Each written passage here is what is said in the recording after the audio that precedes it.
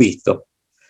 Por ejemplo, cuando hemos hablado de sustancias puras o de metales puros, cuando hay un cambio de estado en metales puros, por ejemplo, una cristalización, esa cristalización de los metales puros transcurre en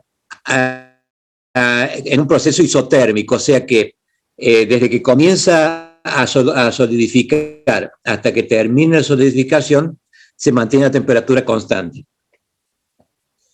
Después vimos en algún momento soluciones. Las soluciones, generalmente como mínimo hay un soluto y un solvente, o un solvente y un soluto en menor cantidad.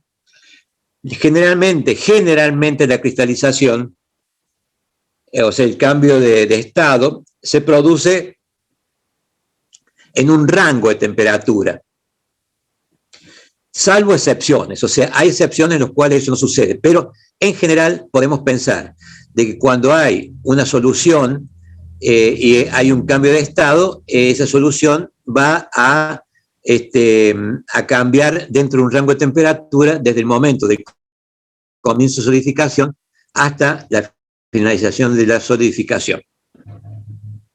Otra de las cosas que vimos la semana pasada o la otra semana es el tema de soluciones. Nosotros vimos que por lo menos había dos tipos de soluciones, por lo menos que estudiamos nosotros, que es las soluciones sustitucionales y soluciones intersticiales. Y hacíamos un paralelo con lo que habíamos visto en algún momento de imperfecciones en metales o en sólidos.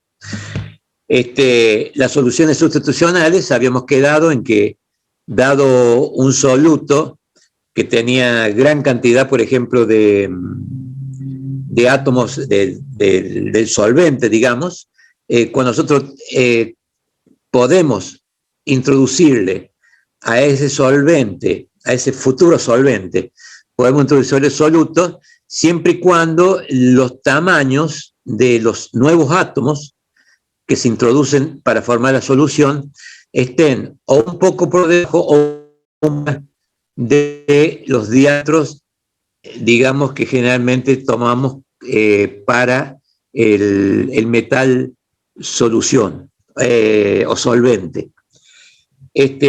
Y hay otro tipo de soluciones que son las intersticiales, que generalmente suceden cuando en una estructura cristalográfica se cuelan átomos relativamente pequeños respecto a los átomos del arreglo cristalográfico inicial, dentro de los espacios que quedan, los intersticios que quedan.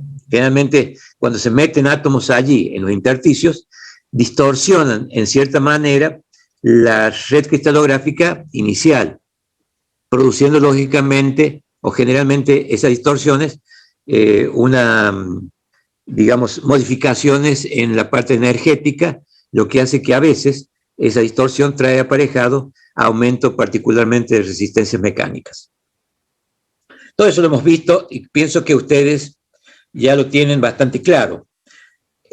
Otro de los conceptos que hemos visto hasta este momento es que generalmente en estado sólido, los átomos, cualquier átomo, suele moverse en estado sólido. Merced al fenómeno denominado difusión. O sea que la difusión es un fenómeno en el cual hay un movimiento relativo entre diferentes átomos en un determinado objeto, en estado sólido. Y finalmente llegamos a compuestos intersticiales que les voy a pedir que lo dejemos por un momento. Ya voy a volver yo sobre el término 18, sobre el slide 18. Vamos a continuar con el slide 19. El slide 19 habla de solubilidad, que ustedes ya conocen bien el tema, la temática conceptual de la solubilidad, particularmente en gases y en soluciones de gases o soluciones líquidas. Y vamos a refrescar un poco el conocimiento para soluciones sólidas. La solución ilimitada, o sea, las soluciones que se pueden verificar son de tres tipos. O sea, puede haber soluciones en las cuales soluto y solvente se solubilicen en todas proporciones. Puede haber soluciones en las cuales el solútil solvente se solubilice en solamente para una determinada cantidad tipo de concentraciones. Y finalmente está la solubilidad nula. La solubilidad nula es cuando realmente, si tomamos dos sustancias, ellas no pueden formar solución de ninguna naturaleza para ninguna de las concentraciones. Lo vamos a ir viendo de a poquito eso. Por ahora vamos a ver solubilidad ilimitada, que seguro que ustedes lo han visto con el ingeniero Mercado. Para llegar a la parte sólida, yo les he preparado ahí en el slide un introito de solubilidad ilimitada, pero en el caso, dado un ejemplo de líquido-líquido. El ejemplo es solución líquida, y el ejemplo puede ser agua y alcohol. El agua y el alcohol, cuando hablamos de alcohol puede ser cualquier tipo de alcohol. En este caso podríamos hablar del alcohol etílico, es el constituyente del vino. El alcohol etílico, si ustedes no lo recuerdan, está constituido de las moléculas de 2 átomos de carbono, 5 átomos de hidrógeno y un radical oxidrilo. Y es constituyente generalmente del vino, que el vino tiene alcohol que le da la graduación alcohólica al vino, y lógicamente agua también. Bueno, y generalmente es considerado como ejemplo para trabajar sobre el concepto de solubilidad ilimitada. Imagínense ustedes, me imagino que esto lo han hecho con Mercado, pero lo vamos a volver a hacer ahora. Imagínense ustedes que tienen un vaso con agua y un vaso con alcohol y otro vaso con alcohol. Analizando esa circunstancia, podemos decir que el agua conforma una fase dentro del vaso y el alcohol en otro vaso configura otra fase.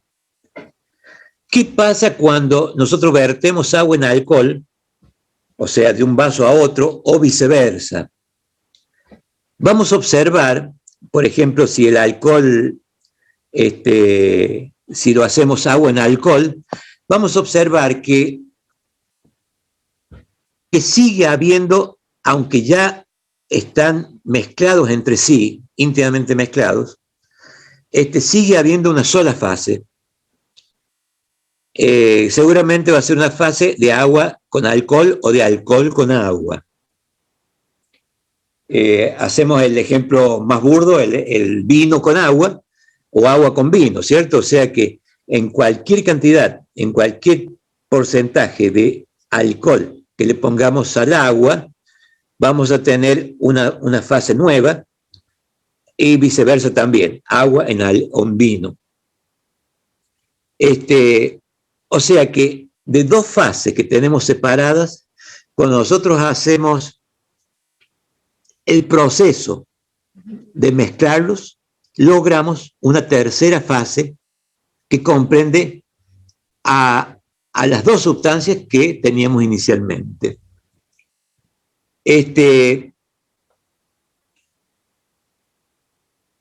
Generalmente, en el caso de alcohol-agua, no interesa si le ponemos una gota de alcohol a 1 litro de agua, o 1 litro de alcohol, o una gota de agua al alcohol.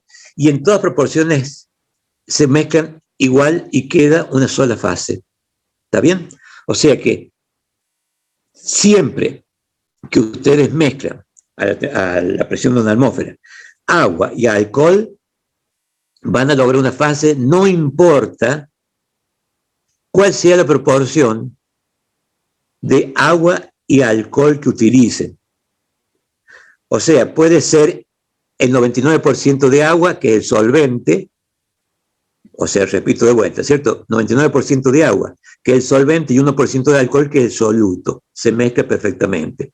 O puede ser 99% de alcohol y 1% de agua, se mezcla perfectamente. O un 50% de alcohol y un 50% de agua, también se mezcla perfectamente. Siempre va a haber una mezcla perfecta, que no la denominamos mezcla, sino la denominamos solución, y una solución ilimitada, porque no importa la cantidad que haya de soluto o de solvente, siempre va a haber esa conjunción, y los átomos o moléculas que estamos mezclando, moléculas en este caso, ¿cierto?, se van a distribuir homogéneamente en estado líquido, en toda la masa del solvente, si consideramos el soluto. Por ejemplo, tenemos 10 moléculas de alcohol. Esas 10 moléculas se van a distribuir dentro de una cantidad determinada de agua en forma homogénea, ubicándose de la mejor manera posible, cuestión de que nosotros no podamos identificar dos fases, sino es una sola fase. Ahora, si consideramos las propiedades que tiene el agua inicial, el alcohol inicial y la resultante, que sería la solución líquida, seguramente vamos a encontrar que el alcohol va a tener otras propiedades, y esta mezcla íntima, que es la solución, va a tener otras propiedades. O sea que las propiedades van a ir variando, y varían esas propiedades de la solución en función de los diferentes porcentajes que tienen de soluto y solvente. ¿Cómo se reconoce, o cómo uno habla de esta temática de agua-alcohol? Se dice directamente que ambos son solubles entre sí para todas las proporciones. Tiene una solubilidad ilimitada, al mezclar solo se produce una fase, no importa tu porcentaje relativo. ¿Está bien? O sea, eso es lo que sucede cuando nosotros mezclamos, tratamos de unir, vincular dos fases o dos sustancias diferentes, como puede ser el agua y el alcohol. Digamos, en la naturaleza existen algunos metales que también cumplen con todo eso que hemos hablado en la parte líquida, pero lo cumplen en estado sólido. O sea que para cualquier porcentaje de relación son solubles entre sí. Un ejemplo muy típico que suele darse es el caso del cobre y níquel. Estamos hablando de cobre y níquel en estado sólido, pero ¿cómo hacemos nosotros? Podemos hacer. Podemos tener cobre, por ejemplo, a 1500 grados, y níquel a 1500 grados, ambos van a ser líquidos, los dos. Si los mezclamos o lo tratamos de solubilizar, vamos a encontrar una solución líquida. Cobre-níquel, de cualquier concentración. Si empezamos a bajar la temperatura, vamos a encontrar que en algún momento va a empezar la cristalización de esa solución líquida, y se va a convertir en algún momento, lógicamente a través de un rango de temperatura, se va a convertir en sólido la totalidad del líquido, y el sólido va a seguir siendo una solución ahora sólida de cobre-níquel. Volvamos un chiquito atrás. La temperatura de solidificación del níquel a la presión de una atmósfera es 1453 grados. Y la temperatura de solidificación del cobre es 1085 grados centígrados a la presión de una atmósfera. Si lo tomamos individualmente, tenemos nosotros cobre puro, lo tenemos a 1500 grados, y empezamos a extraerle temperatura, a extraerle calor. Va a ir bajando la temperatura, porque hasta que llega a los 1453 grados. Cuando llegue a los 1453 grados, vamos a observar que si graficamos, digamos, el experimento de temperatura versus tiempo, vamos a observar que la pendiente de la curva que estábamos dibujando cambia bruscamente y se vuelve horizontal durante un tiempo relativamente largo, o más o menos largo, hasta que termine de solidificar el níquel. Estamos hablando de níquel, ¿no? Sí, níquel. Y después, posteriormente, ya cuando se solidifique totalmente, va a seguir bajando la temperatura si te seguimos trayendo calor. Entonces, hago un recuerdo. Níquel, si lo consideramos como níquel, como sustancia pura, va a tener una cristalización a 1453 grados y es un proceso isotérmico. Desde que comienza los primeros gérmenes hasta que termina la cristalización. Cosa similar podemos hacer con el cobre. El cobre también, por ejemplo, tenemos a 1100 grados el cobre en estado líquido, a presión de una atmósfera. Empezamos a extraerle calor. Cuando llegamos a 1885 grados, observaremos que la pendiente de la curva cambia, si es que lo estamos graficando, cambia a una pendiente cero, horizontal, la curva, hasta que termina de cristalizar el cobre. Y ahí nuevamente si le sigue trayendo calor, no ya el calor latente, sino el calor sensible, va a seguir bajando la temperatura a partir de 1085 grados. O sea que ambas sustancias puras se comportan como lo hemos estudiado anteriormente, o sea que tienen una curva de cambio de estado que trasciende o tiene como trasfondo un proceso de tipo isotérmico. O sea que no cambia temperatura desde que comienza la solidificación, primer germen, hasta que termina la solidificación. Si nosotros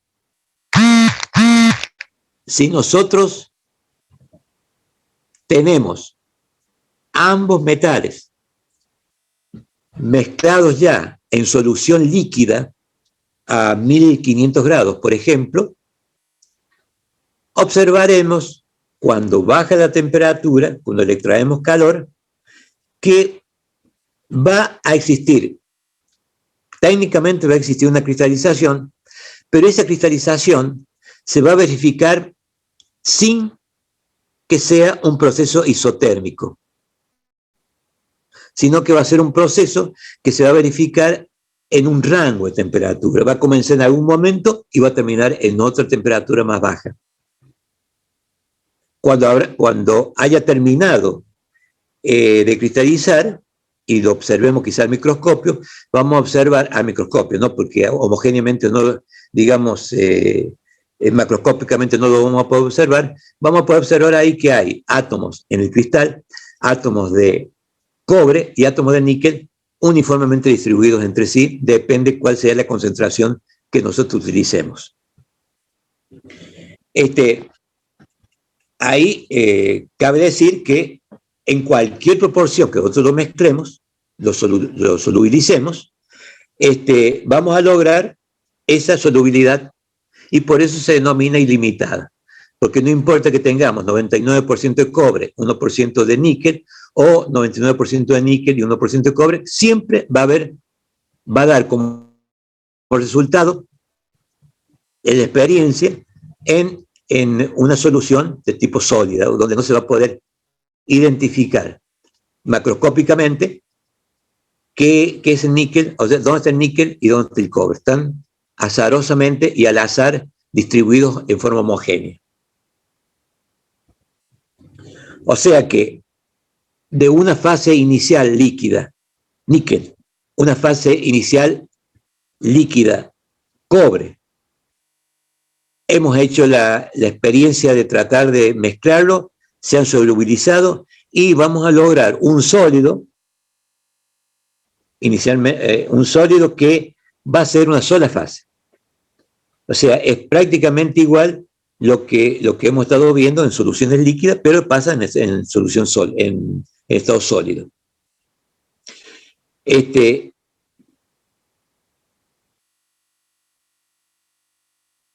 Bien, comprendido creo, pero de todas formas ya vamos a volver sobre la temática porque es un tema interesante que ahora lo comprendan bien cuál es la solución de solubilidad ilimitada, porque eso va a dar pie a la comprensión de otros procesos en los cuales la comprensión es un poquitito más compleja cuando uno está estudiando. Vayamos al slide 20, para que ustedes tengan un recuerdo. En el diagrama de temperatura, tiempo, solidificación, sustancia pura, teníamos ahí que la temperatura bajaba la temperatura en el tiempo hasta un determinado punto en el cual empezaba la nucleación, después continuaba horizontal la curva, después empezaba a bajar de vuelta cuando terminaba la solidificación. Entonces ya la tercera curva, ya el descenso del tercer segmento, es cuando ya el metal se está enfriando, pero en estado sólido.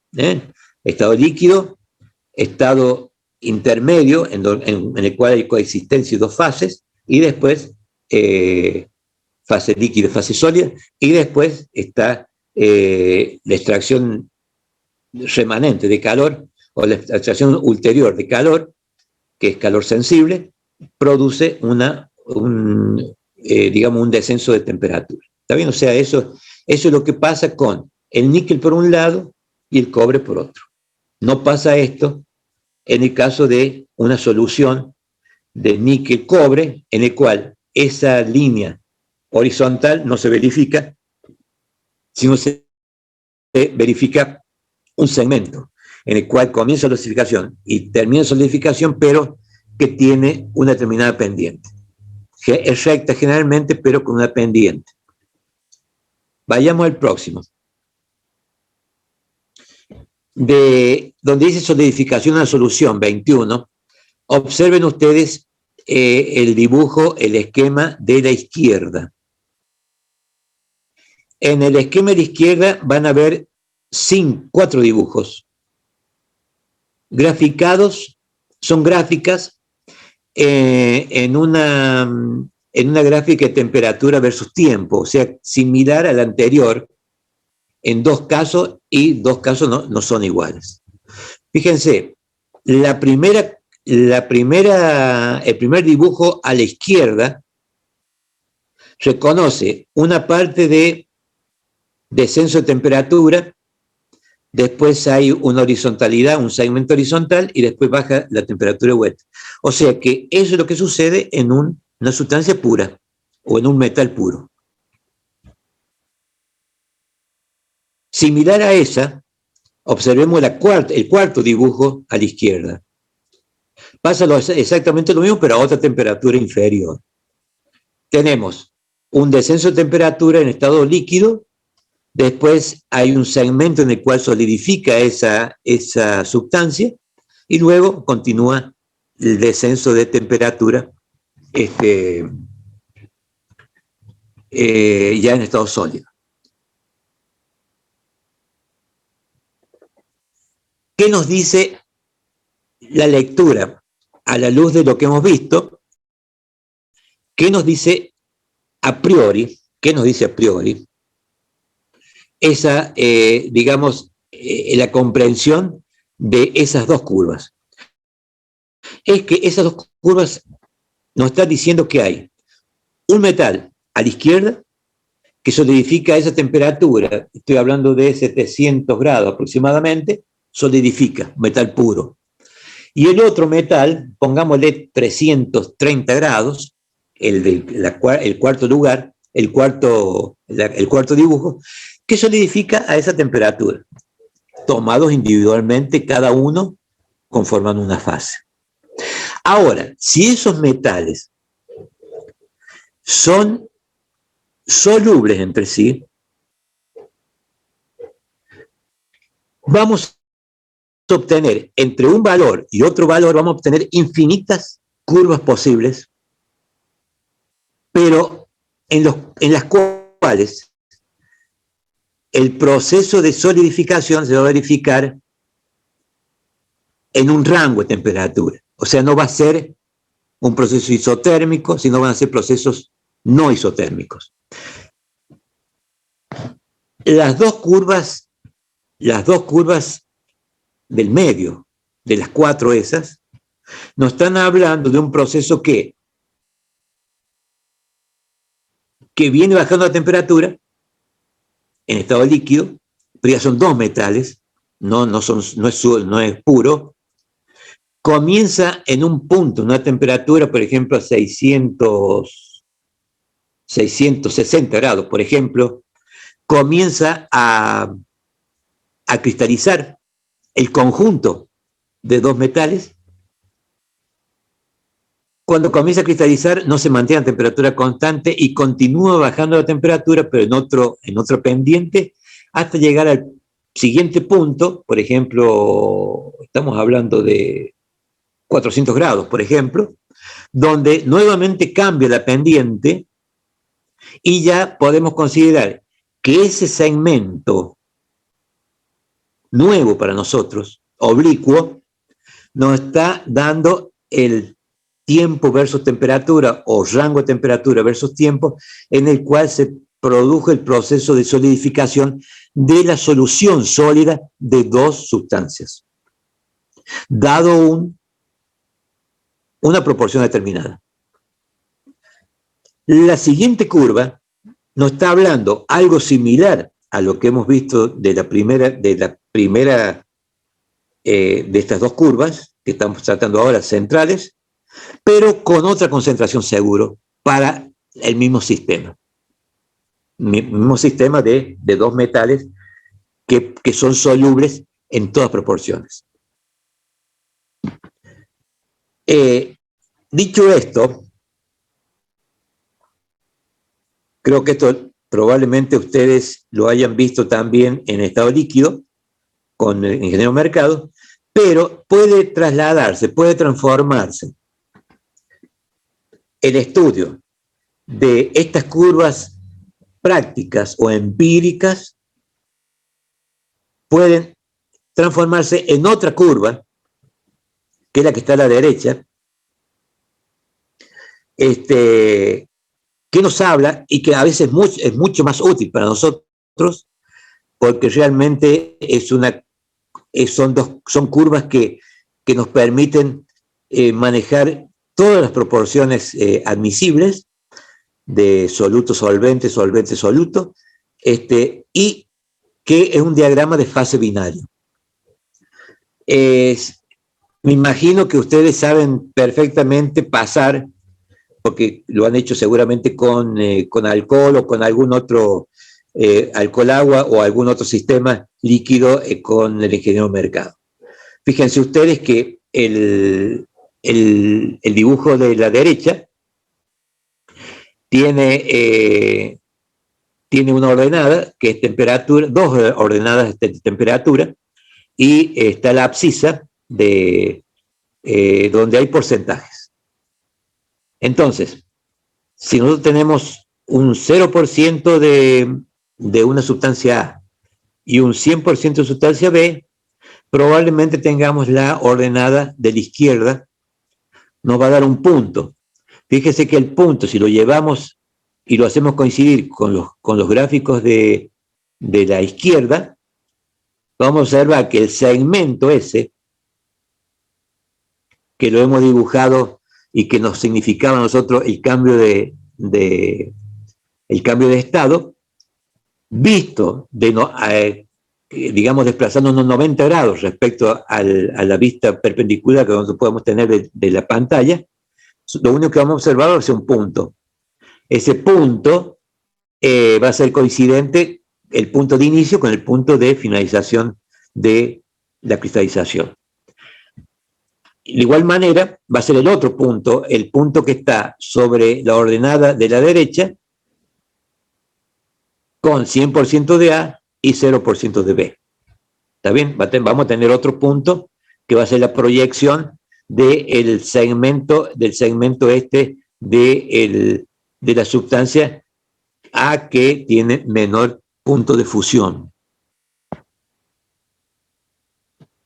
Si seguimos esa línea de pensamiento, podemos observar que podemos trazar, si nosotros conocemos la curva de las 4 curvas que tenemos a la izquierda, la segunda curva a la izquierda, que ya es de solución sólida, podemos decir que para una determinada concentración, por ejemplo, en este caso, es una concentración de, por ejemplo, un 35%, un 38% de B, y la diferencia con 1, o sea, 62% de, perdón, 38% de A y un 62% de B, vamos a poder distinguir o vamos a poder dibujar en la gráfica a la derecha 2 puntos, uno a una temperatura coincidente con el comienzo de solidificación que tenemos a la izquierda y otro la finalización de la derecha. Si hacemos lo mismo con otros casos particulares, vamos a poder lograr puntos que si los unimos,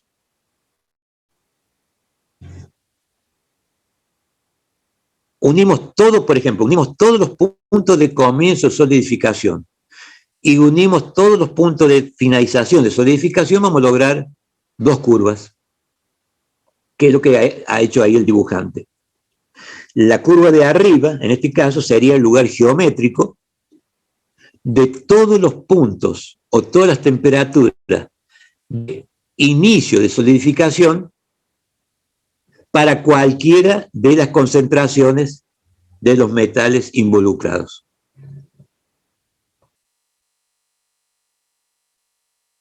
Si consideramos la curva de abajo va a ser el lugar geométrico, o sea, por geometría, la curva está constituida por puntos, está constituida esa curva por todos los puntos o temperaturas de finalización de cristalización para todas las concentraciones posibles, desde un metal puro a otro metal puro, y todas sus interrelaciones porcentuales, intermedias. Esas 2 curvas son las que vamos a utilizar mucho de ahora en más, o similares a esta, en las próximas horas o en las próximas clases. Generalmente, la línea de arriba, en este caso particular, la línea de arriba, es reconocida como liquidus, con U, liquidus, la línea liquidus, porque es la línea que separa el estado totalmente líquido a un estado en el cual hay coexistencia de 2 fases, sólida y líquida. Y la parte de abajo, la curva de abajo, solidus, con U, solidus, nos separa la coexistencia de 2 fases que está entre las dos curvas que está dibujado allí, y la parte sólida, totalmente sólida, que es la parte de abajo del dibujo. Liquidus, solidus. Línea de liquidus es el lugar geométrico de todos los puntos de comienzo de la solidificación. La línea de sólidos, lugar geométrico de todos los puntos de finalización de la solidificación. Fíjense acá en el slide 23,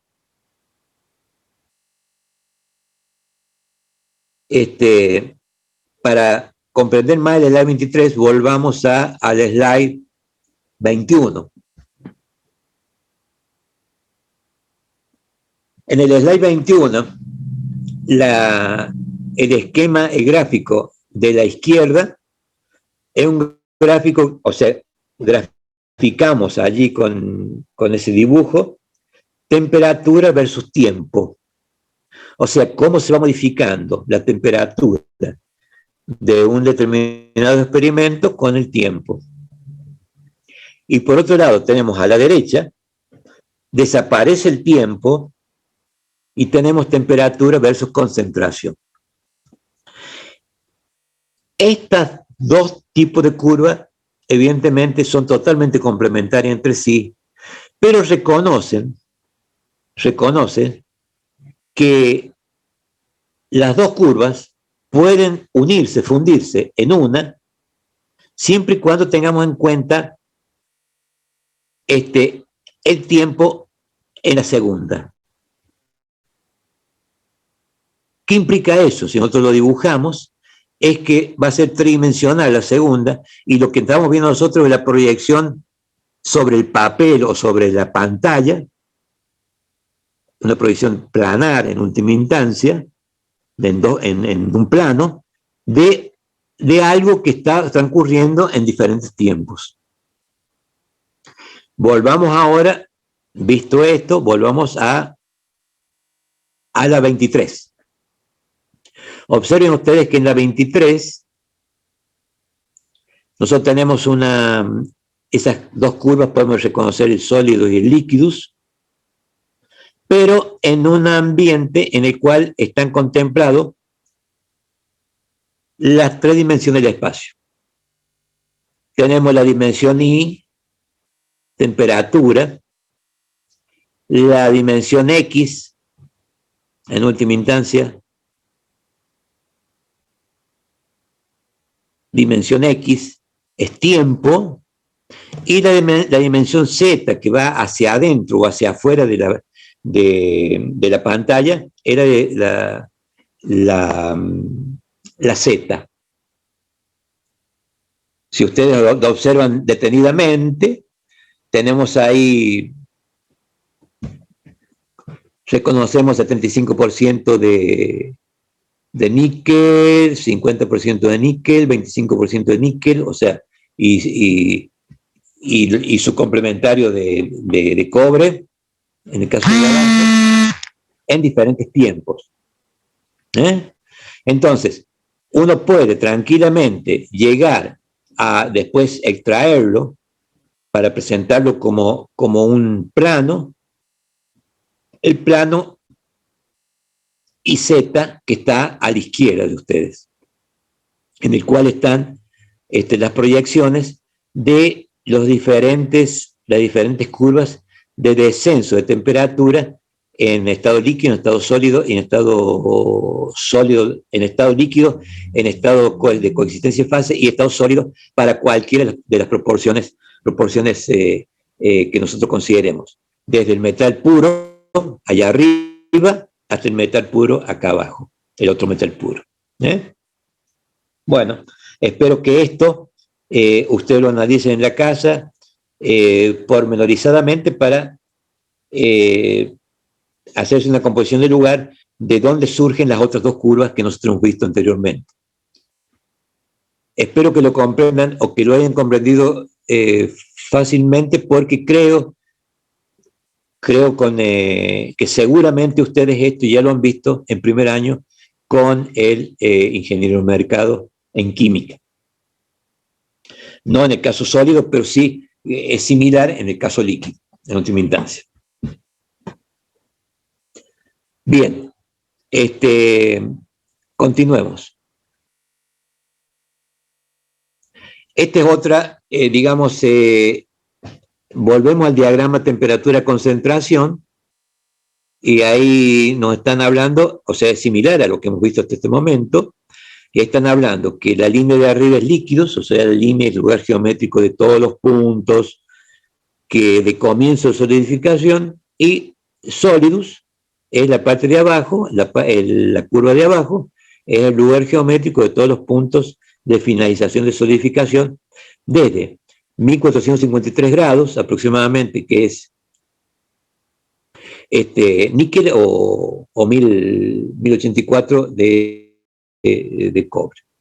¿Ok? O sea, es medio como para ver diferentes dibujos, pero que nos están diciendo prácticamente lo mismo. Fíjense ustedes, si tomamos el 80% de níquel y el 20% de cobre, nosotros vamos a tener un L4, S4, 2 puntos allá arriba. L4 significa el comienzo de solidificación para esa proporción de níquel-cobre, y el S4 va a ser la finalización de la solidificación de níquel-cobre para esa misma proporción. Podemos tener otro, el 20% de níquel y el 80% de cobre, que es a la izquierda. Vamos a tener S2, es L2, S3, L2, L2, S2, que serían los puntos de comienzo y finalización de cristalización, pero para esa proporción, del 20% de níquel y 80%. Es fácil cuando uno empieza, cuando uno lo comprende bien. Me imagino que ustedes ya lo están comprendiendo bien, porque realmente tienen ustedes recuerdo del año pasado. Pero una cosa fácil, son diagramas, los de solubilidad ilimitada, son los diagramas más fáciles que tenemos para trabajar. Hay diagramas más difíciles, más complejos, pero vamos a ir de a poco, ir avanzando de lo simple a lo complejo para que ustedes, vayan acostumbrándose a trabajar con esto, pero para cualquier tipo de diagrama a posterior. Dicho esto, vale lo que siempre le decimos, seguramente el ingeniero Horacio por algún lado y yo por otro. El conocimiento de materiales es un continuum de conocimientos que se van complejizando cada vez más, pero siempre se tiene esos conocimientos complejos que sustentar en un basamento de unidades temáticas anteriores. ¿Está bien? O sea que realmente ese avanzar en el conocimiento, digamos, intrínseco de la materia, nos trae aparejado que todos los puntos seguramente están concatenados o interrelacionados entre sí. Entonces, no se puede uno comenzar a estudiar, o por lo menos más difícil, comenzar a estudiar de una unidad temática 5 sin haber visto la unidad temática 1, 2, 3, 4, etc. ¿Está bien? Aún así, nosotros podemos llegar a la última unidad temática y probablemente, y eso lo van a constatar con la experiencia ustedes, van a tener algún tipo de elemento que han visto conmigo en la primera unidad temática, pero que está, digamos, relacionado con un punto, por ejemplo, de un tema de soldadura, por ejemplo, que sería en la penúltima unidad temática que van a ver este año. Bien, avancemos un poquito más. No avancemos más. Vamos a volver al punto 18, al slide 18.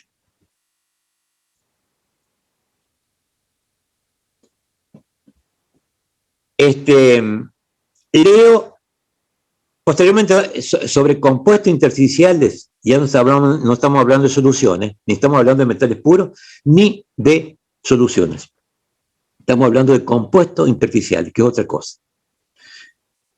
Este slide es como una introducción a la temática, pero después a posteriori vamos a volver sobre la temática dentro de una clase probablemente. Fíjense qué dice. Yo leo y lo explicamos. Hemos visto que existen soluciones intersticiales. Las soluciones intersticiales son aquellas en las cuales un presunto soluto, que generalmente tiene un diámetro atómico o un radio atómico inferior a lo que después va a ser el soluto, a lo que va a ser el solvente, a una red cristalográfica. En una red cristalográfica generalmente es menor y se introduce en intersticios. De ahí es que, por ejemplo, en el caso dimos el ejemplo, por ejemplo, de carbono en hierro. El carbono, que tiene un diámetro atómico bastante menor al del hierro, se introduce en los intersticios, en los huecos, y puede conformar una solución sólida para diferentes proporciones. Pero Aparte de esas soluciones intersticiales, existen los denominados compuestos intersticiales, que es otra cosa. Continuemos leyendo y aclarando en alguna forma dentro de este slide, pero después vamos a volver sobre la temática. Cuando se agrega al solvente una pequeña cantidad de soluto, ¿cómo solubilizamos nosotros, no? La diferencia entre átomo y soluto y el solvente es grande. Se forma una solución sólida intersticial. O sea, por ejemplo, hay 2 átomos de carbono en 1000 átomos de hierro o en 10.000 átomos de hierro. Esos 2 átomos de carbono se van a entrar en 2 intersticios, van a producir algo de distorsión dentro del gran cúmulo cristalino de hierro y habrá producido allí una solución sólida intersticial. En un compuesto intersticial, ya no hablemos de solución, sino en un compuesto intersticial, la cantidad de átomos necesarios para formar ese compuesto es siempre mayor que aquella que puede disolverse intersticialmente. ¿Está bien? O sea, no hablemos de solubilidad ilimitada, sino piensen ustedes en un ejemplo que seguramente también han visto con el mercado, de un grano de sal, un grano de cloruro de sodio, que uno lo disuelve en 1 litro de agua destilada. Seguramente ese grano de sal, ese pequeñísimo grano de sal, se va a disolver y todos sus constituyentes de cloro y sodio se van a distribuir dentro del ámbito que estaba formando, digamos que estaba definido por el litro de agua destilada. Ahora, ¿qué pasa si yo en vez de un grano de sal pongo 2 granos de sal, o 3 granos de sal, o 5 granos de sal? Se van a disolver y va a haber una solución cada vez más concentrada, depende si sea 1, 2, 3, 5 granos de sal que hemos disuelto, y siempre va a tener una fase. Ahora, si continuamos en ese experimento, agregándole grano de sal al líquido, al litro, que era inicialmente el litro de agua destilada, va a llegar un momento en el cual un grano N, cualesquiera, lo vamos a introducir en el seno del agua, que ya es muy salobre, y vamos a observar que no se solubiliza, o sea, no desaparece como fase, sino que se va al fondo, decanta o sedimenta. Ahí nosotros podemos identificar algo que ustedes ya lo estudiaron en química, que habrán llegado en ese punto al límite de solubilidad de la sal en agua. O sea, un grano más de sal sobrepasa ese límite admisible para ese líquido que tenemos. Y seguramente al no poder solubilizarse ese grano de sal en el agua, habrá formado el agua una fase y el grano de sal que se vaya al fondo otra fase, o sea que va a ser un sistema bifásico ya macro en el cual vamos a poder estar observándolo eso. En el caso de las soluciones sólidas, pasa lo mismo cuando nosotros excedemos la posibilidad de solubilización de una sustancia en otra. O sea, podemos tener más sustancia soluto y digamos, ese soluto de más que tenemos, ese exceso de soluto, directamente no lo vamos a poder solubilizar. Entonces va a formar otra fase, seguramente cercana a la fase donde está sí conformando, digamos, una sola masa de soluto solvente, que es la solución sólida. O sea que, pasado ese límite de solubilidad, vamos a observar que aparece una nueva fase, porque, digamos, ese nuevo elemento, esos elementos adicionales que estamos introduciendo, directamente no pueden ser solubilizados por el sistema que tenemos en experiencia. Leamos esto y lo analicemos a la luz de lo que hemos dicho. En un compuesto intersticial, la cantidad de átomos necesarios para formar un compuesto es siempre mayor que aquella que puede disolverse intersticialmente. ¿Está bien? O sea, cuando se sobrepasó esa cantidad de átomos que solubilizaba el sistema, se va a conformar en estado sólido, se va a conformar un compuesto intersticial. O sea que el compuesto intersticial es aquel que se empieza a formar cuando se ha logrado el límite de solubilidad,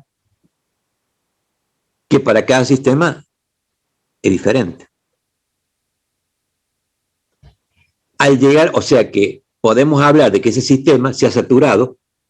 Al llegar a la saturación, la movilidad de los pequeños átomos de soluto disminuye severamente. O sea, imagínense, cada átomo de soluto que hemos logrado meter dentro de la estructura cristalográfica inicial, producía una distorsión progresiva de la red cristalográfica inicial.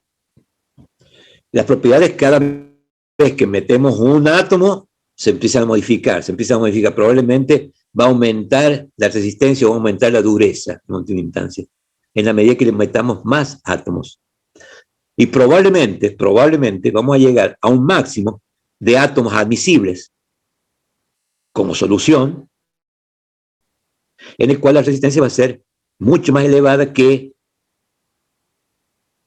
de donde partimos, en el cual quizás teníamos, en vez de tener un soluto y un solvente, un solvente dispuesto para meter el soluto. Entonces, leo, al llegar a la saturación, la movilidad de los pequeños átomos del soluto disminuye severamente y comienza a formarse un compuesto intersticial de composición fija a los costados, con el excedente, seguramente, de átomos que no pueden ser solubilizados. Y generalmente el compuesto intersticial se expresa mediante una fórmula química, a diferencia de cómo expresamos las relaciones porcentuales de un sistema de solubilidad determinado. Generalmente los sistemas de solubilidad pura, o sea, ilimitada, limitada o lo que fuere, reconoce un porcentaje de un solvente y de un soluto cuando son dos o más. En este caso, tenemos que hablar de 60% de tal cosa y 40% de otra, o 80% de una cosa y 20% de otra. En el caso de compuestos intersticiales ya estamos hablando más,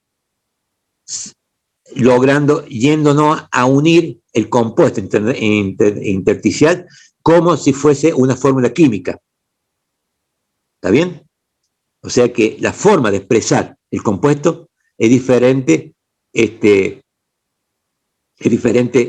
cuando es un compuesto químico, un compuesto intersticial, respecto a una solución intersticial.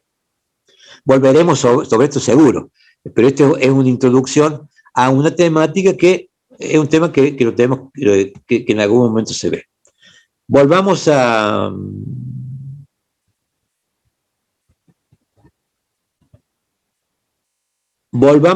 al slide 25.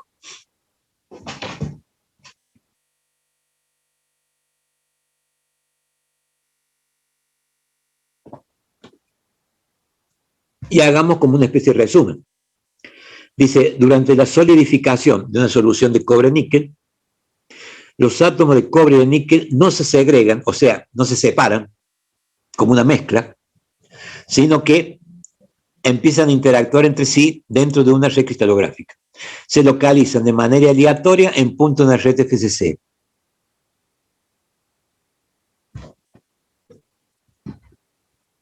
Imagínense ustedes, nosotros hacemos un estudio de níquel, vemos cómo solidifica el níquel y decimos, el níquel, o está en la bibliografía, el níquel cuando solidifica solo, lo hace según una red cristalográfica FCC, o sea, cúbico centrada en las caras. Cuando nosotros mezclamos, o sea, tratamos de solubilizar, haciendo una mezcla práctica, ¿cierto? Cuando queremos solubilizar cobre y níquel, y previo a esa conjunción de cobre-níquel, podemos también estudiar en la bibliografía que el cobre, también cuando solidifica solo, lo hace según una red cristalográfica FCC. O sea que ambos metales, tomados previamente a poder unirlos físicamente, cristalizan de la misma manera. O sea, según red cristalográfica FCC, es que es una cúbica centrada en las caras. Cuando supongamos que tenemos 100 átomos de níquel y no tenemos ningún átomo de cobre, tenemos una sustancia pura que cristaliza FCC. Entonces, ¿cómo tenemos los átomos? Distribuidos dentro del cubo, en las caras, o sea, eso ustedes lo saben de la primera unidad temática. Si nosotros por alguna forma, por alguna técnica, podemos extraer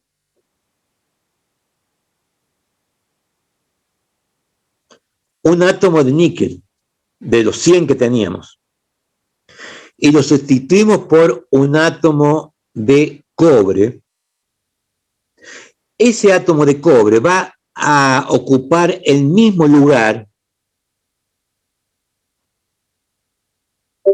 por lo menos espacialmente hablando, del átomo de níquel que nosotros extrajimos. O sea, no se va a ver afectada la red. Sí, o sea, la distorsión, porque evidentemente los diámetros son diferentes. Pero la posición uno lo puede lograr porque ambos son solubles ilimitadamente.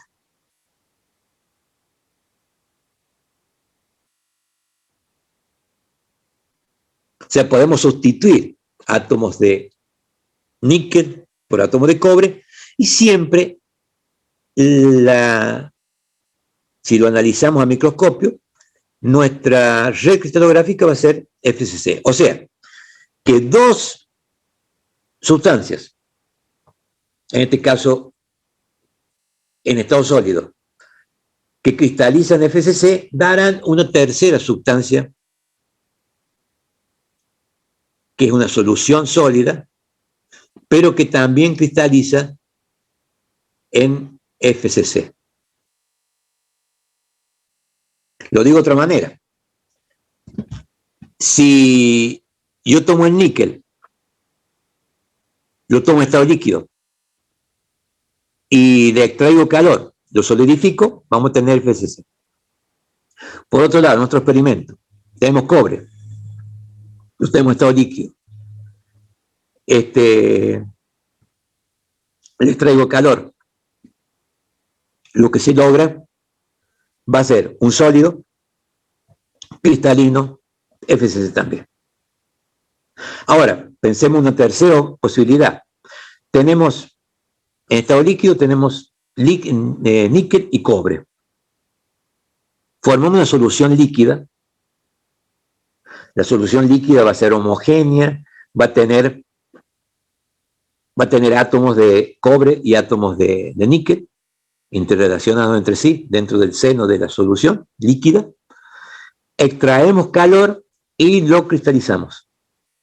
El cristal que vamos a lograr va a estar constituido de, según las proporciones que hemos usado inicialmente, de níquel y cobre, o cobre y níquel. Pero la forma cristalográfica que habrá solidificado también va a ser FCC. O sea que vamos a mantener esa forma de cristalización, ambos dos.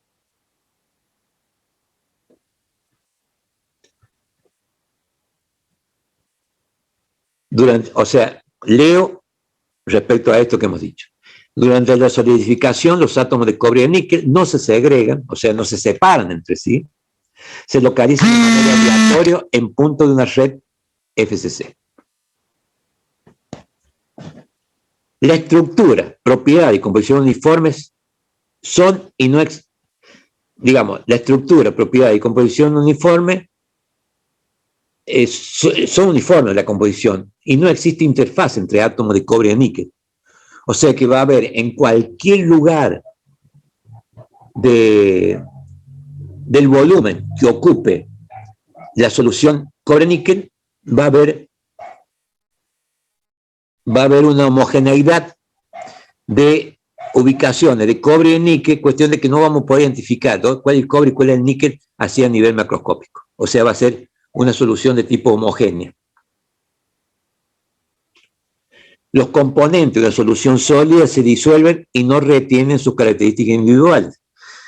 Bueno, vuelvo a continuación a lo que dijimos inicialmente.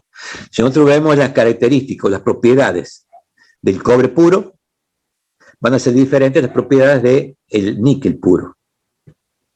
Pero también van a ser diferentes a las propiedades de cualquiera de las soluciones sólidas que nosotros tengamos en mente o en la práctica. O sea, que las propiedades no se guardan desde sus orígenes, sustancias puras, a cuando se produce la solución final.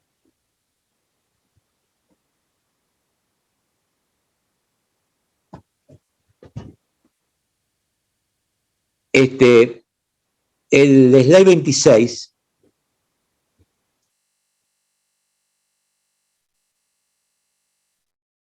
¿se recuerdan ustedes que habíamos hablado de soluciones intersticiales y soluciones sustitucionales? Siempre lo que estamos hablando de ambas.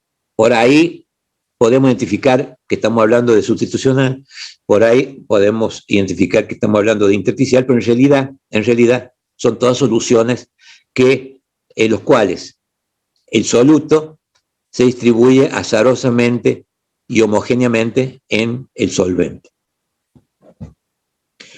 ya sea que esté dentro del intersticio o sea sustituyendo en el caso de sustitución. En el caso de sustitución,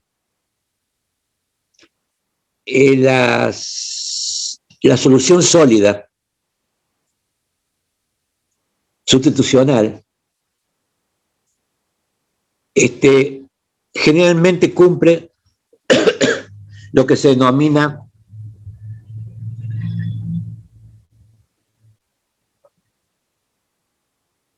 condiciones de una solubilidad ilimitada. O sea, generalmente un sistema de dos metales, en este caso, ¿no? Podría ser de dos sustancias en general, pero en este caso metales, como puede ser el cobre y el níquel,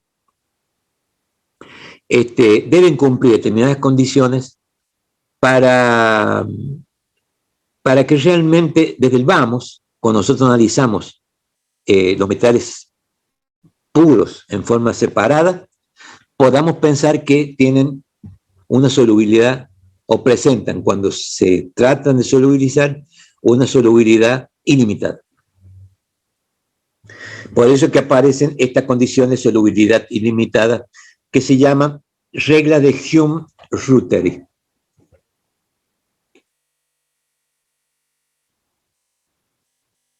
Y hemos visto algo de esto a lo largo de la clase anterior y esta clase. Por ejemplo, habíamos dicho que una solución sustitucional, generalmente uno podía sustituir un átomo de una red cristalográfica si es que el átomo sustituyente, o sea, el átomo que empleamos para sustituir otro de la red, es un poquito mayor o un poquito menor, habíamos dicho, que los átomos de la red inicial. Si lo traemos acá a cómo está expresado esta primera condición, dice factor tamaño relativo. Los átomos de tamaño similar, como puede ser el cobre y el níquel, no más del 15% de diferencia en su radio atómico, no más del 15%. O sea, nosotros consideramos que son similares los átomos de dos elementos determinados, siempre y cuando, y puedan devenir en una solubilidad ilimitada, siempre y cuando no sobrepase el 15% de diferencia entre un diámetro y otro diámetro.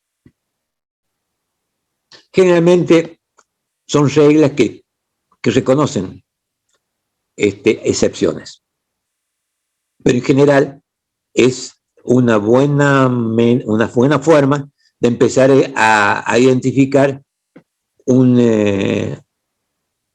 el comportamiento futuro de un posible experimento en el cual nosotros queremos unir, por ejemplo, solubilizar dos átomos de elementos diferentes. Fíjense el ejemplo, cobre, el radio atómico del cobre es 1,28, y el del níquel, el radio atómico es 1,24. A la derecha le pongo la diferencia en porcentaje de los dos radios, 3,23, que es menor al 15% que hemos estado hablando arriba. ¿Está bien? O sea que, dado el sistema níquel-cobre, es dable esperar que, si nosotros lo queremos solubilizar para cualquier proporción, podamos lograr una solución ilimitada, un tipo de solución ilimitada, porque están cumpliendo la regla de Hume-Rutherford.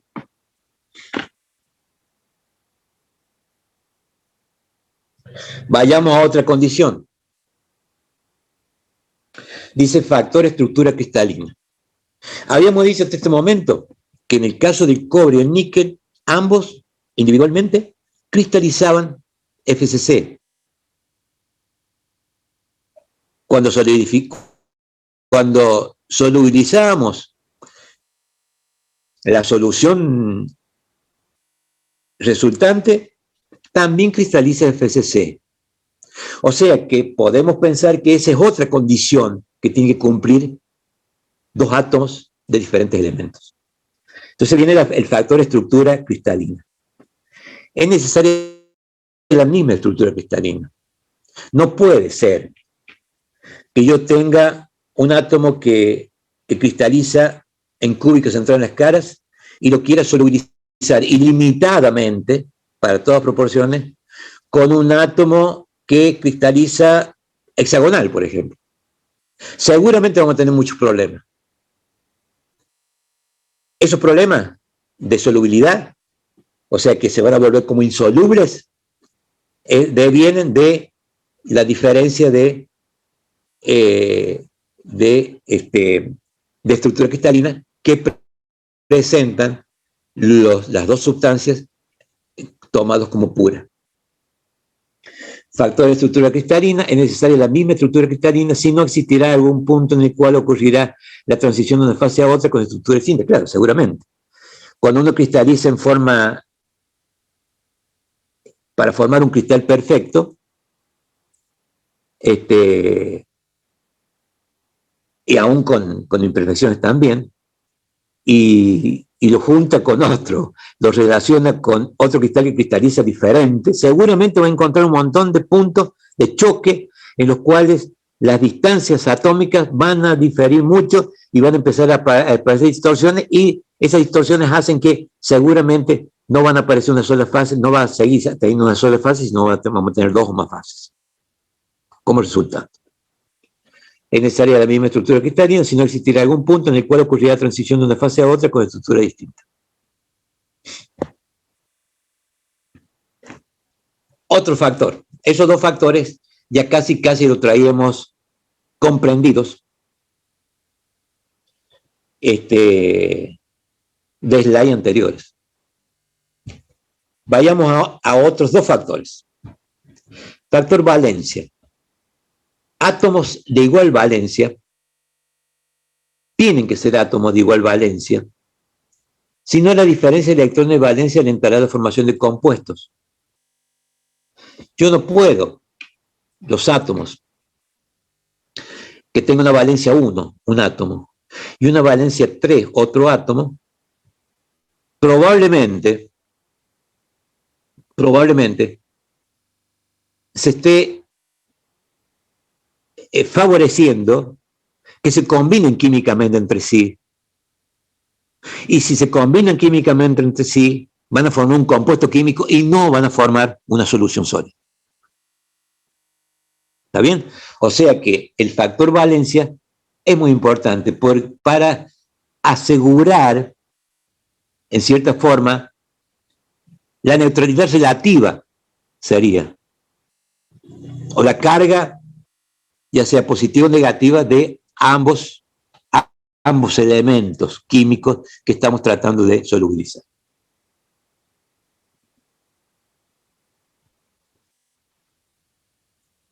Cuarto factor, factor electronegatividad o de afinidad química. Es necesario, para que haya una solubilidad ilimitada, allá arriba dice ilimitada, en todas proporciones, que los átomos tengan similar electronegatividad. Porque con una gran diferencia de electronegatividad, también tenderán a formar compuestos. ¿Está bien? O sea, van a formar compuestos cuando hay diferencia de valencia, pero también cuando hay diferencia de cargas negativas o positivas, que se interrelacionan entre sí y van a formar un compuesto químico. ¿Está bien? Entonces, esos cuatro factores o condiciones para una solubilidad ilimitada hace que desde antemano nosotros, ante un estudio que podamos hacer, podamos decir, che, esto, en una de esas, esta experiencia que estamos por realizar, de reunir dos metales, en una de esas nos va a dar resultado o no, ya desde antemano. Bien, son 4. Continuemos.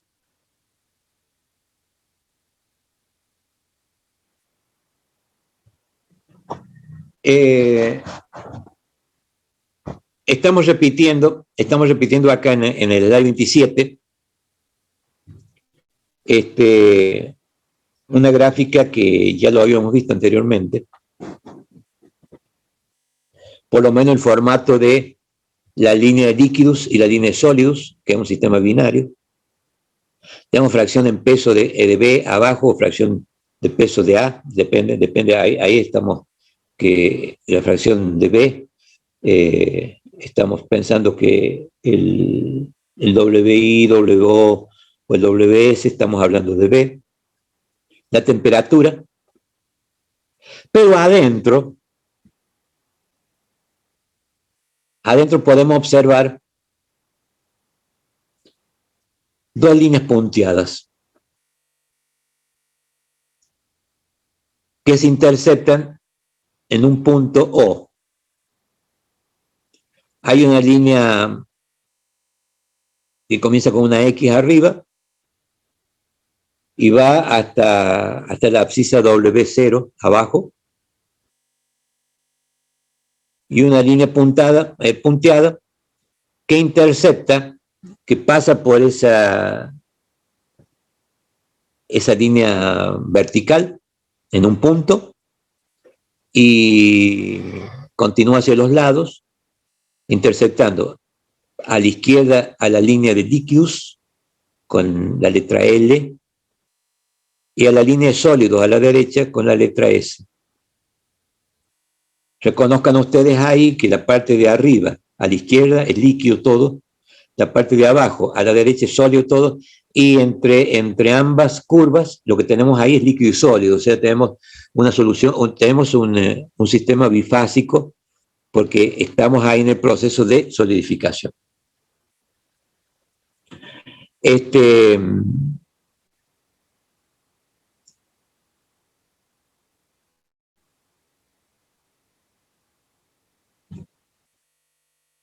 Pensemos la línea X, la línea que comienza en X, que es una línea vertical punteada. Pensemos que estamos cerca de la X y empezamos a bajar la temperatura, a extraer calor. Va a ser calor sensible que vamos a extraer en estado líquido de ambos elementos que tienen un W0 de B y el 1 menos W0 de A, de fracción en peso de B. Empezamos a extraer calor, va a ir disminuyendo la temperatura hasta llegar a interceptar esa línea vertical con la línea de líquidos. ¿Qué significa allí cuando intercepte? Que habrán comenzado, con la extracción de calor, habrán comenzado a aparecer los primeros gérmenes, primeros núcleos de cristalización de la solución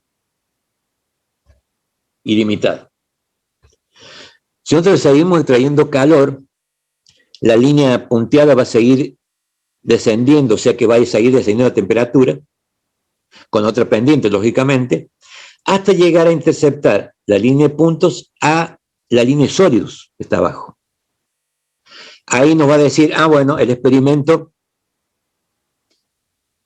nos dice, macroscópicamente hablando, que todo el líquido se convirtió en sólido. A partir de ese punto de intercepción, con la línea de sólidos, si le seguimos extrayendo calor, va a continuar descendiendo la temperatura, ya con otro, digamos, con otro modelo, digamos, de calor sensible, siempre por la línea W0. Ahora, cabe la pregunta, la intersección de la línea X, W0, con la línea de líquidos nos dice el comienzo de solidificación. La intersección de el sólidos con la línea vertical XW0 nos habla de la finalización de la solidificación. Un punto O allí, ¿qué nos está diciendo? De que hay para esa temperatura, T, que está a la izquierda, hay una coexistencia de líquido y sólido. Rebobino un poquito. Si yo paso la línea de líquidos hacia abajo, al principio va a haber gérmenes y mucho líquido. En la medida que se va solidificando el líquido, va a ir disminuyendo la cantidad de líquido y va a ir aumentando la cantidad de sólido, hasta llegar a la intersección de la línea de sólidos, en los cuales todo el líquido se habrá convertido en sólido y ya no tendremos líquido. Un punto O es un punto intermedio en el cual hay una coexistencia de líquido y sólido en un proceso de solidificación, si estamos extrayendo el calor.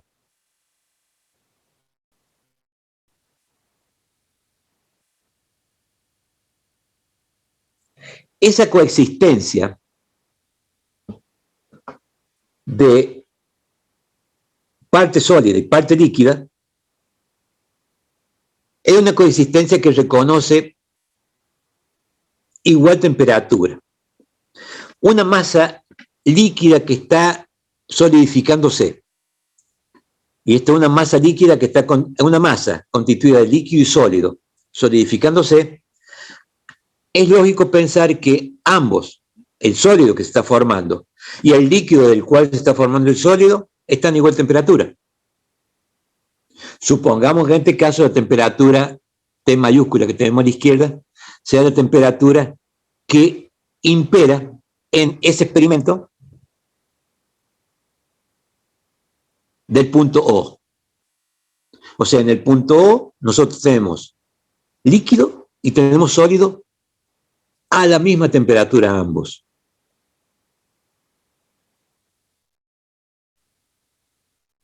Para un determinado tiempo. Si seguimos extrayendo el calor,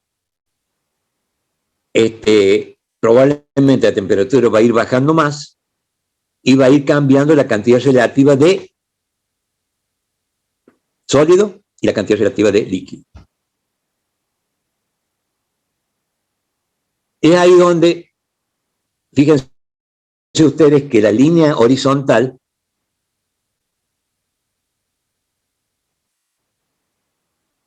no solamente parte de la temperatura T a la izquierda, que nos dice que esa es la temperatura para ese momento de la transformación, y que pasa por el punto O, que es el punto que nos está diciendo, bueno, acá tenemos sólido y tenemos líquido para esa temperatura. La sumatoria de sólido y líquido en concentraciones nos dará seguramente la concentración W0. Pero es darle pensar acá que el líquido que todavía no pasa a estado sólido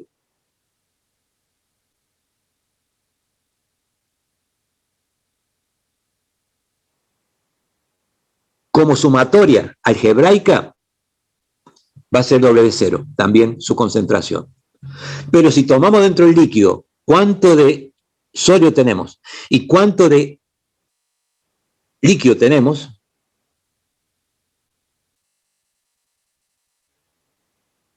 surgen preguntas que van a ser contestadas por este gráfico.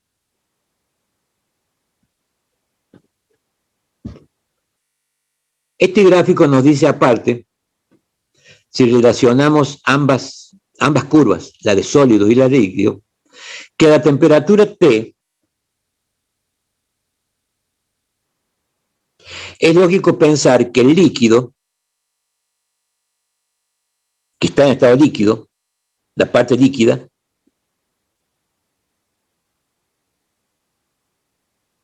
sea la intercepción, se puede calcular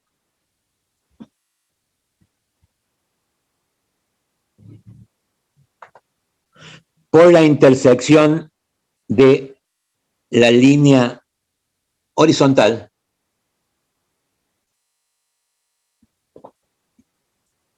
con la línea líquidos, que es el comienzo de solidificación. O sea, el líquido está en esas condiciones a esa temperatura.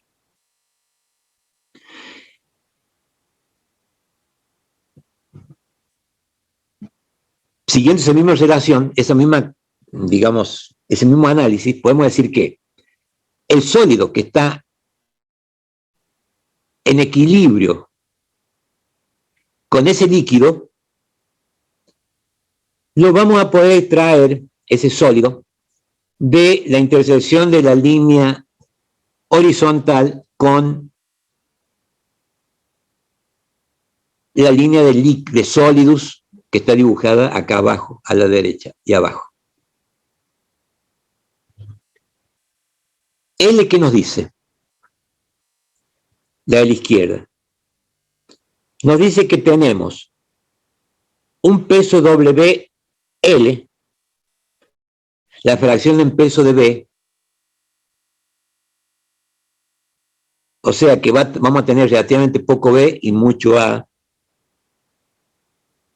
en estado líquido. O sea, no se van gastando igual porque tienen diferentes temperaturas de solidificación. Seguramente a esa temperatura de solidificación intermedia entre los puntos extremos, vamos a observar que se habrá solidificado más B que A. Y si consideramos el punto S, vamos a tener que va a ser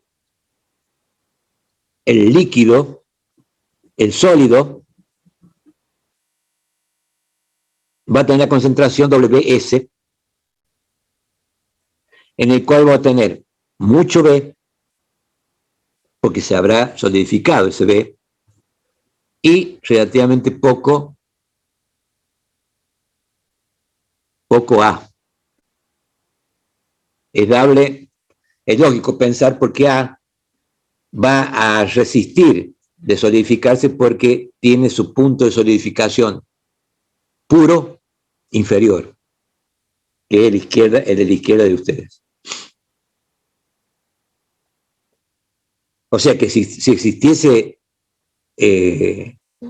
a esa temperatura T mayúscula, a esa temperatura, si existiese puro, el A está en estado sólido y el B está en estado líquido. O sea que el punto L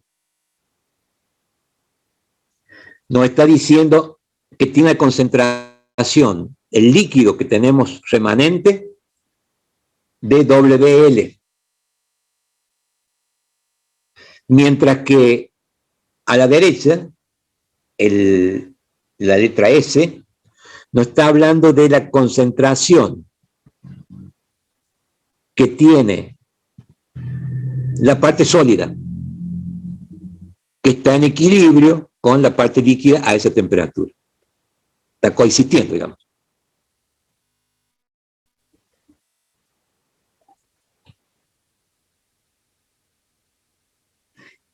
Esa línea punteada horizontal,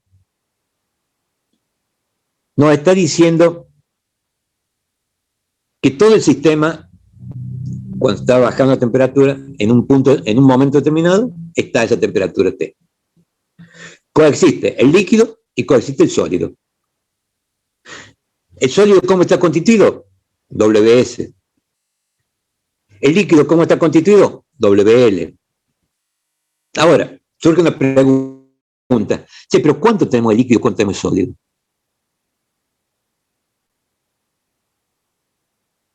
Y ahí viene otro uso de ese dibujo. Para llegar a ese dibujo, sugiero que ustedes hagan ahora, tracen un dibujo similar en sus carpetas. Le doy 30 segundos para hacerlo, cópienlo completo y hablo nuevamente.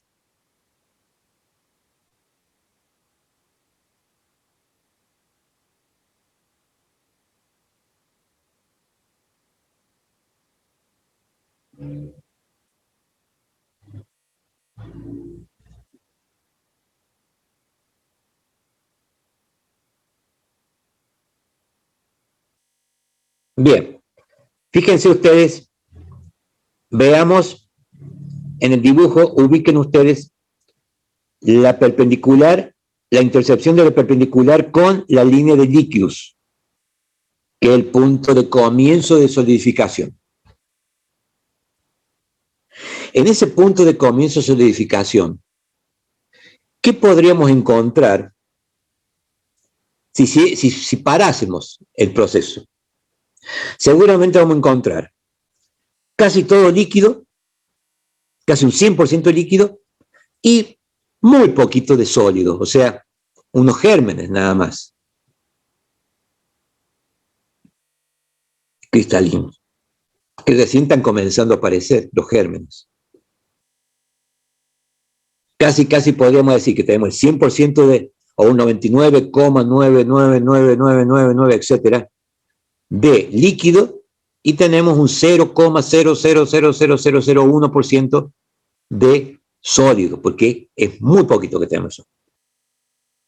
En la medida que vaya procediendo la solidificación, se va a ir modificando esa relación de casi 100% y 0%, cuando va a ir bajando la temperatura.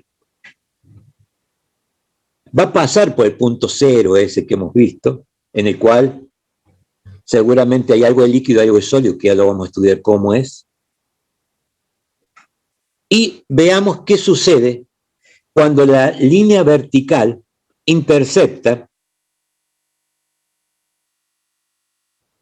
al punto de sólidos, a la curva sólidos. Un momento antes de pasar esa curva sólidos, ¿qué vamos a tener? ¿Qué sistema vamos a tener si paramos el experimento? Seguramente vamos a tener un 99,999999 de sólido y un 0,00000001% de líquido, o sea, la última gota de líquido que nos queda. Solidificar esa gota de líquido va a ser todo sólido,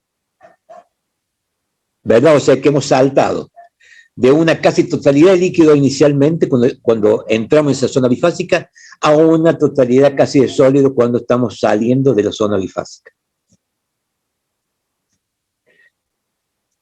La línea punteada TLOS nos sirve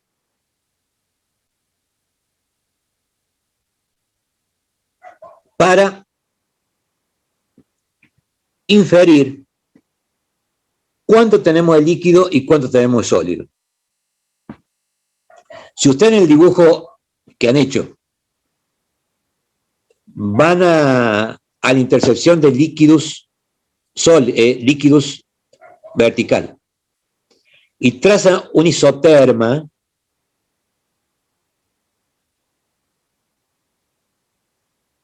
van a observar ese isoterma a una temperatura superior a T que figura acá, va a interceptar a la línea de sólidos en algún punto también. Y seguramente podrán decir, siguiendo el razonamiento anterior, que la intersección esa responde prácticamente, la concentración del líquido responde al W0, casi. Mientras que el poquito sólido que se está formando va a tener una concentración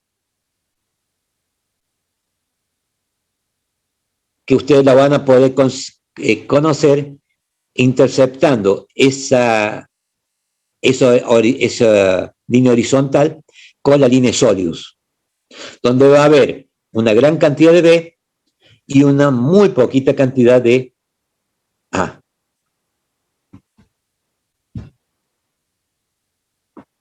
Si hacemos el mismo razonamiento, en el caso cuando llegamos a la finalización de la solidificación, observaremos que prácticamente todo el sólido va a estar constituido de W0, la concentración.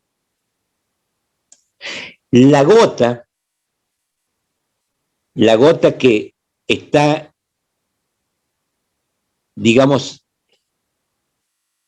a una misma temperatura, con esa extremada cantidad de sólido, la van a calcular ustedes trazando una horizontal e interceptando la línea de líquidos a la izquierda.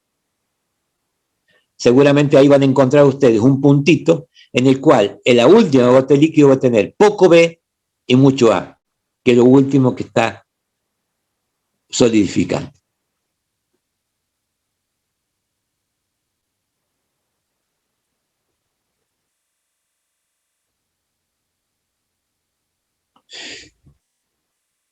Ambos segmentos que ustedes han dibujado, casi podemos estar hablando que ese segmento puede ser cualquiera, el de arriba o el de abajo, puede ser considerado como un segmento que incluye a toda la masa sumatoria de líquido y sólido. Arriba va a ser casi toda la masa líquida con poquitito de sólido, y abajo todo sólido, la masa con un poquitito de líquido. Entonces el segmento ese lo podemos hacer equivalente a la totalidad de la masa del experimento en cuestión.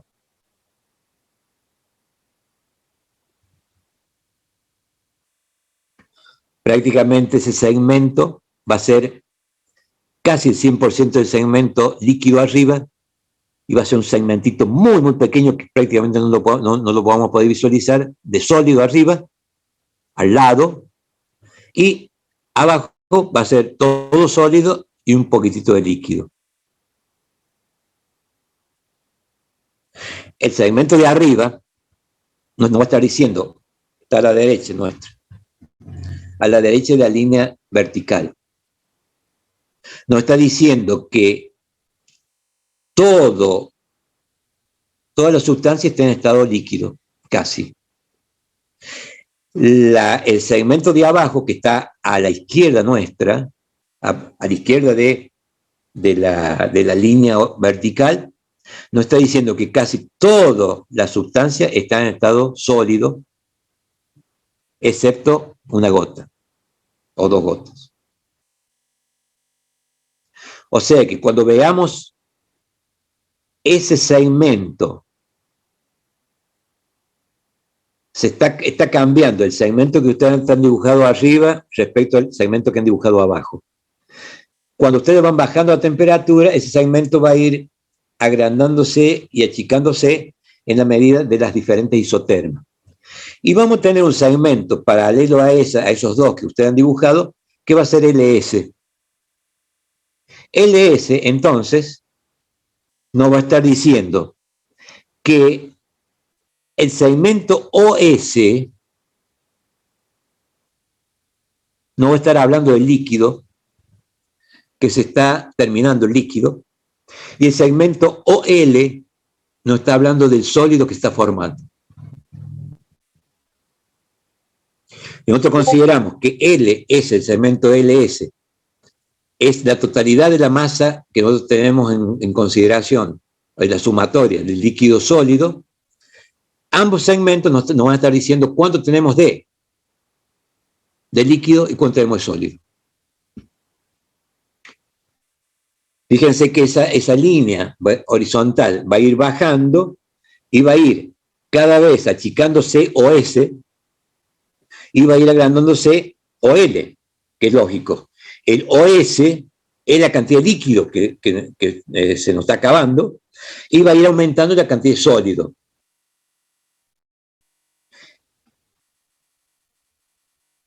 Ese análisis, ese razonamiento se denomina,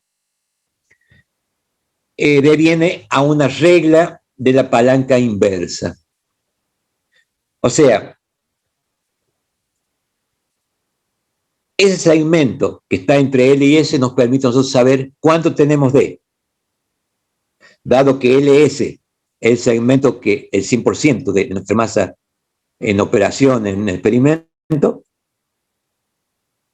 OS nos va a decir cuánto tenemos de líquido para esa temperatura determinada, y OL nos va a decir cuánto tenemos de sólido para esa temperatura. Ambos dos, la sumatoria de ambos, nos va a dar LS, si hablamos de segmentos geométricos, LS, que es la cantidad total de masa que tenemos en cuestión. ¿Por qué se llama la regla de la palanca inversa? Porque si nosotros queremos determinar la cantidad de líquido, ustedes vieron que arriba dice líquido, la cantidad de líquido que tenemos en el sistema, lo vamos a tener que buscar del otro lado de la línea vertical. OS nos va a dar la cantidad de líquido. Si nosotros queremos la cantidad de sólido, tenemos el sólido acá abajo el a la derecha abajo, lo vamos a tener que buscar del otro lado, la cantidad de sólido que se está formando de la línea vertical. Ya vamos a continuar esto la clase próxima, porque ahora ya estamos en la finalización de esta clase. Pero dejo el punto 28, porque ya son 16. El punto 28, la 28, habla sobre lo que hemos visto hasta este momento.